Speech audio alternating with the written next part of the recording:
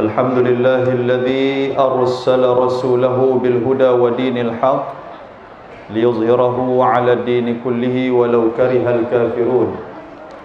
أشهد أن لا إله إلا الله وحده لا شريك له وأشهد أن محمدا عبده ورسوله. اللهم صل على سيدنا محمد وعلى آله وصحبه ومن تبعهم بإحسان إلى يوم الدين. أما بعد. Yang saya hormati saudara pengacara majlis, yang berbahagia Tuan Syed Mahadhar, pengerusi Masjid Al-Marbawi, yang berhormat Datuk Yusof bin Muhammad Noor, Ahli Dewan Undangan Negeri Sungai Dua, Ahli Jawatan Kuasa Masjid, Ashabul Fadilah, Tuan Imam, tuan-tuan dan puan-puan, hadirin dan hadirat yang dirahmati dan dikasihi oleh Allah Subhanahu wa taala. Pertama sekali kita bersyukur kepada Allah dengan kesempatan yang diberikan pada malam yang berbahagia ini. Tuan-tuan mai dalam keadaan amat meriah.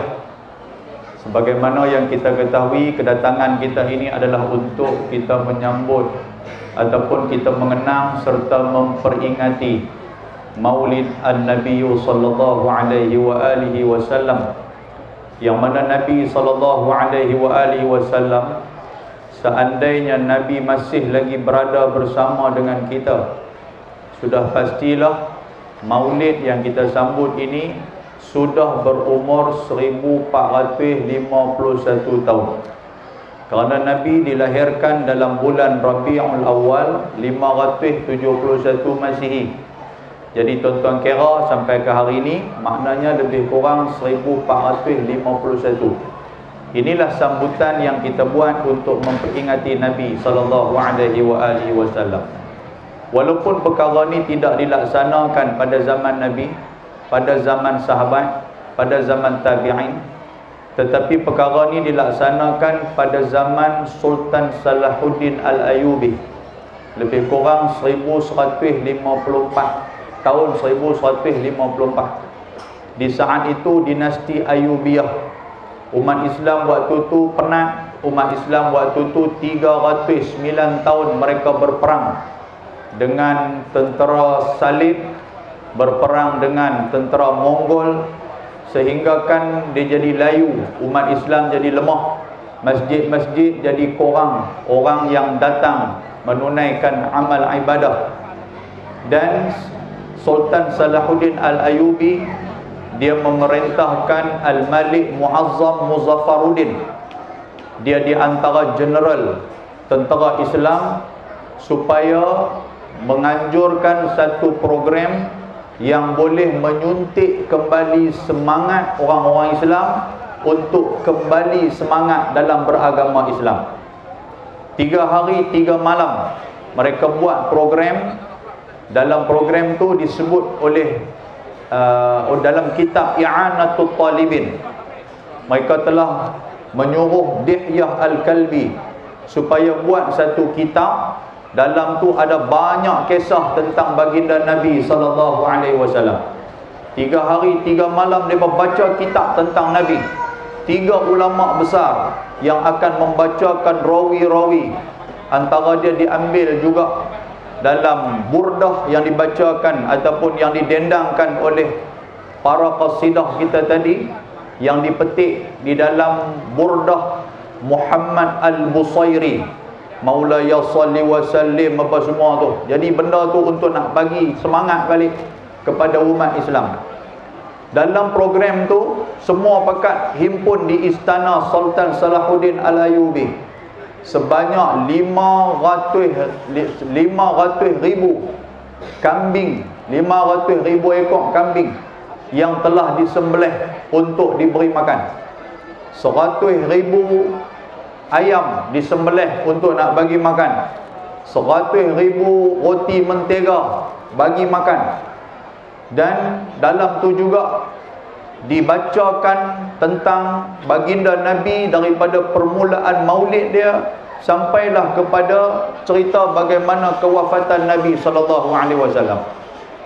Apabila umat Islam mendengar benda tu, selepas daripada itulah tentera Sultan Salahuddin Al-Ayyubiyah berjaya menawan kembali kota Jerusalem ataupun disebut sebagai Baitul Maqdis yang 88 tahun ditawan oleh tentera Yahudi.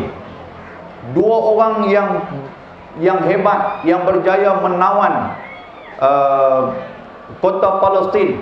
Yang pertama Sayyidina Umar Al-Khattab radhiyallahu taala anhu daripada golongan Yahudi.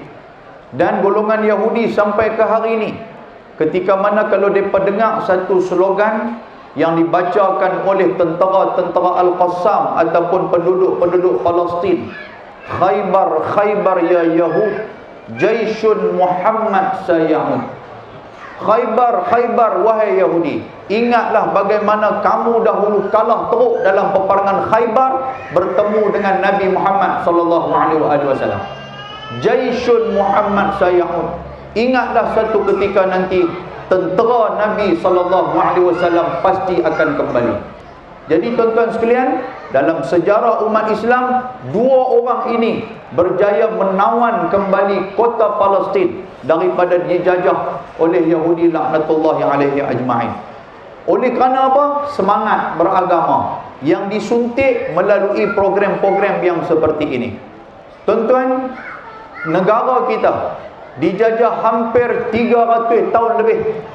Dan dalam 300 tahun lebih itu tuan-tuan, ramailah yang sudah menjajah negara kita. Daripada Portugisnya, daripada Belandanya, daripada Britishnya, daripada Jepunnya. Umat Islam waktu itu tidak pernah tidur. Umat Islam di saat itu yang diketuai oleh para ulama tidak pernah gentar untuk mempertahankan negara kita. Antara kekuatan yang mereka dapat apa tuan-tuan sekalian? Iaitulah kisah bagaimana Raja Ali Haji Pokok Ketapang. Dia berperang, dia mempertahankan Islam dan dia gugur syahid mempertahankan negara kita ini. Di saat dia gugur itu, di sebelah tangan kirinya memegang kitab Dalailul Khairat kalangan Syekh Muhammad Sulaiman Al-Jazuli dan di tangan kanan memegang badai. Maksud dia apa tuan-tuan sekalian? Maknanya sambil-sambil dia perang tu pun dia masih lagi membaca selawat ke atas baginda Ar-Rasul sallallahu alaihi wasallam. Inilah kekuatan yang ada pada umat Islam andainya mereka memegang, mereka mendahulukan serta mereka menjadikan Nabi sallallahu alaihi wasallam sebagai pedoman dalam kehidupan kita. Oleh itu, dengan program yang seperti ini, untuk nak suntik balik semangat penduduk Merbau Kudung ni tuan-tuan sekalian. Untuk apa? Untuk mendekati masjid, untuk memberikan suntikan semangat beragama. Kalau boleh lepas daripada ni, tuan-tuan yang hadir dalam perkarangan masjid pada malam ini, lepas pada ni mai juga insya-Allah. Mai tuan-tuan sekalian.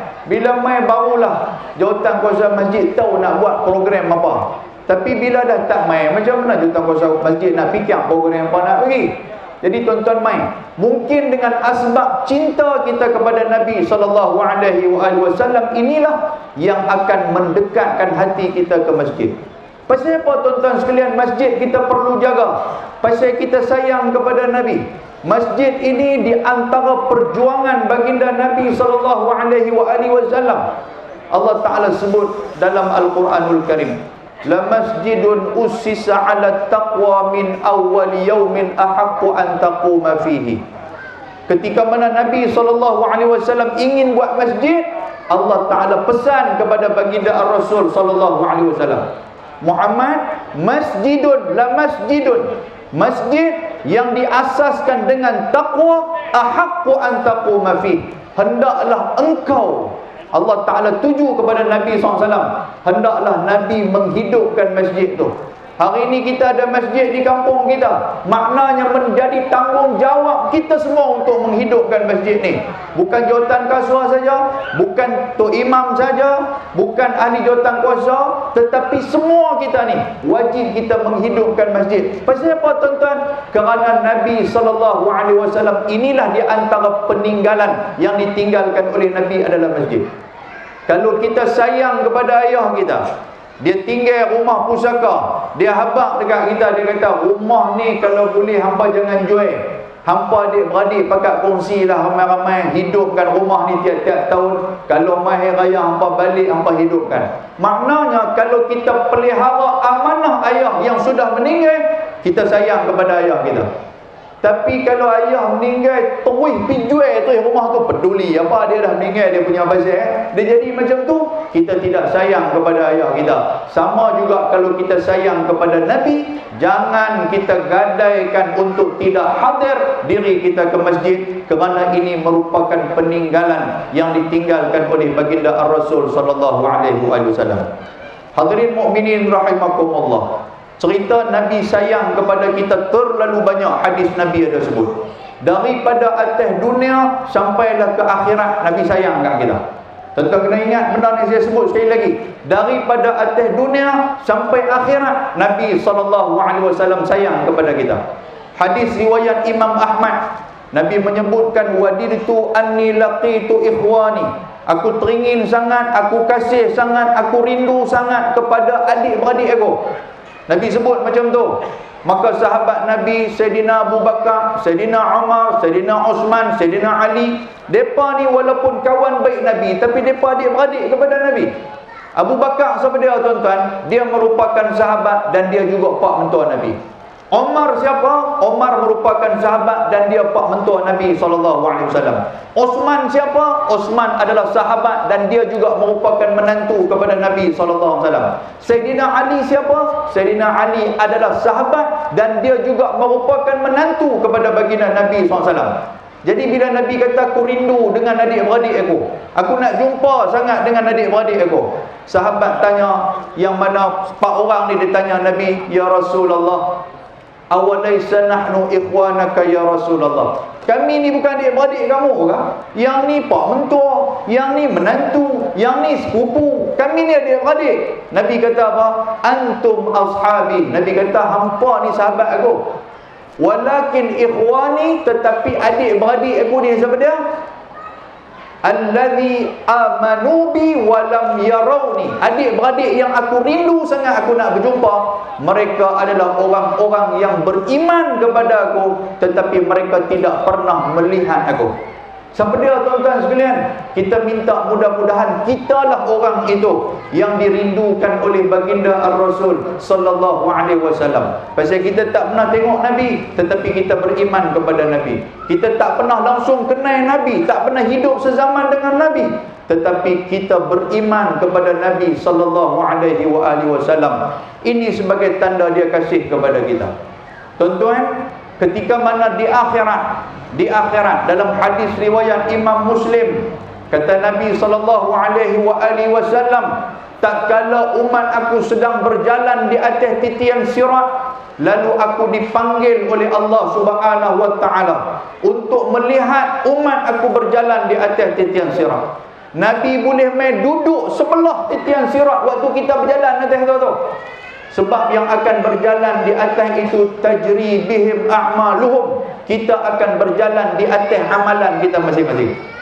Siapa yang amalan dia banyak, siapa yang cepat melaksanakan amal ibadah, maka lajulah dia akan berjalan di atas titian sirat. Waktu tu tuan-tuan, ada yang berjalan laju seperti mana seekor kuda yang kencang. Waktu tu akan berjalan laju seperti mana seekor burung yang berterbangan. Waktu tu akan berjalan laju seperti mana kilat yang memanah. Dan di saat itu juga akan berjalan perlahan-lahan tuan-tuan sekalian. Ada yang merangkak, ada yang menyuluk. Kata Nabi SAW. Nabi duduk tentu waktu kita berjalan, sambil Nabi mengangkat tangan, Allahumma sallim sallim. Ya Allah, ya Tuhan aku, selamatkan umat aku, selamatkan umat aku. Makna apa? Di akhirat pun Nabi teman kita tuan-tuan sekalian. Walaupun hari ini Nabi tidak bersama dengan kita, tetapi sunnah yang ditinggalkan oleh Nabi sebagai peneman kita, Al-Quran yang menjadi akhlak Nabi sebagai peneman kita, maqam Nabi yang kita pergi ziarah di Madinah An-Nabiyah, kita pergi ziarah di Masjid Nabawi, itu adalah peneman kita. Bukan takat tu tuan-tuan, sampai di akhirat dia teman kita.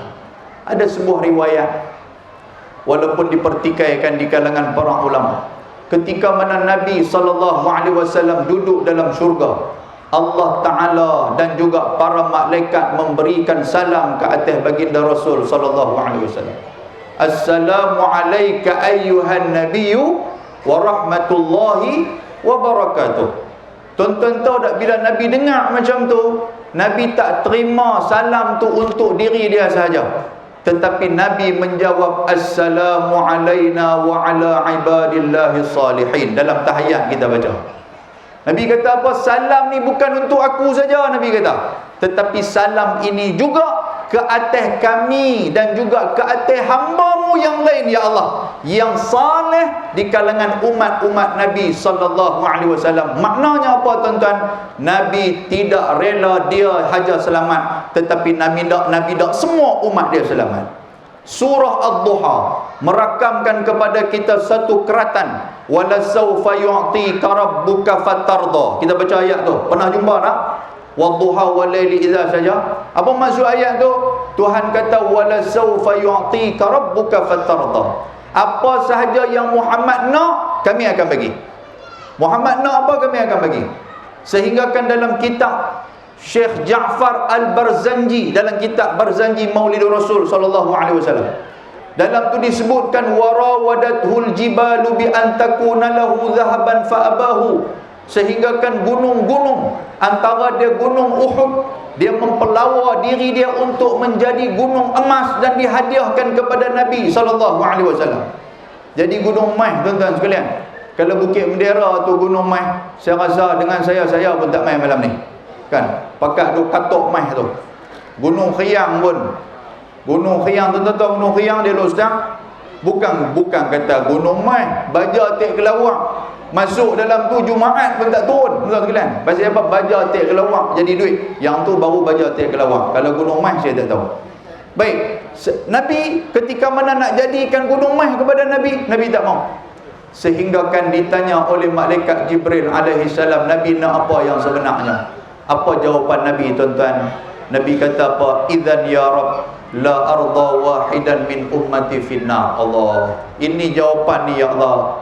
Nabi kata, aku tak mau semua ni. Aku tak mau mai, aku tak mau harta, aku tak mau pangkat, aku tak mau darjat, aku tak mau semua tu. Yang aku nak apa? Aku tidak mahu walaupun ada seorang pun di kalangan umat aku yang duduk dalam api neraka. Nabi minta yang tu. Maknanya Nabi cukup sayang kepada kita, hadirin mukminin rahimakumullah. Oleh itu, sama-samalah kita memperbanyakkan selawat ke atas junjungan baginda Nabi sallallahu alaihi wasallam. Sebab Nabi kata, man ahabba syai'an aktsara min dzikrihi. Siapa yang suka kepada sesuatu, dia akan banyak sebut benda tu. Maknanya kalau kita nak sayang kepada Nabi, perbanyakkanlah berselawat ke atas baginda Nabi sallallahu alaihi wasallam. Seterusnya apa, tuan-tuan? Marilah sama-sama kita menjaga, memelihara dan mengamalkan warisan yang ditinggalkan oleh Nabi. 3 benda. Yang pertama Al-Quran, yang kedua sunnah Nabi, yang ketiga al-ulama warasatul anbiya. Maknanya majlis-majlis ilmu kita jangan tinggalkan. Inilah di antara perkara yang menjadi warisan. Kalau kita sayang kepada Nabi, tuan-tuan sekalian, maka jagalah warisan Nabi sallallahu alaihi wasallam. Qul in kuntum tuhibbunallaha fattabi'uni yuhibbukumullah wa yaghfir lakum dzunubakum. Ayat tu Allah Taala sebut. Andainya kamu, Tuhan kata apa? Muhammad, ceritakan kepada mereka, sekiranya kamu cinta kepada Allah, Allah Ta'ala cinta kepada mereka. Maknanya, kalau kamu sayang kepada Nabi, berarti kamu cinta kepada Allah Ta'ala. Sayang kepada Nabi, sayang kepada Allah. Apa benda kita akan dapat? 2 benda. Kalau kita sayang kepada Allah dan Rasul, 2 benda. Apa dia? Yang pertama, yuhibbukumullah, Allah Ta'ala sayang kepada kita. Yang kedua, wa yaghfir lakum dzunubakum, Tuhan akan mengampunkan dosa-dosa kita. Oleh itu, tuan-tuan sekalian,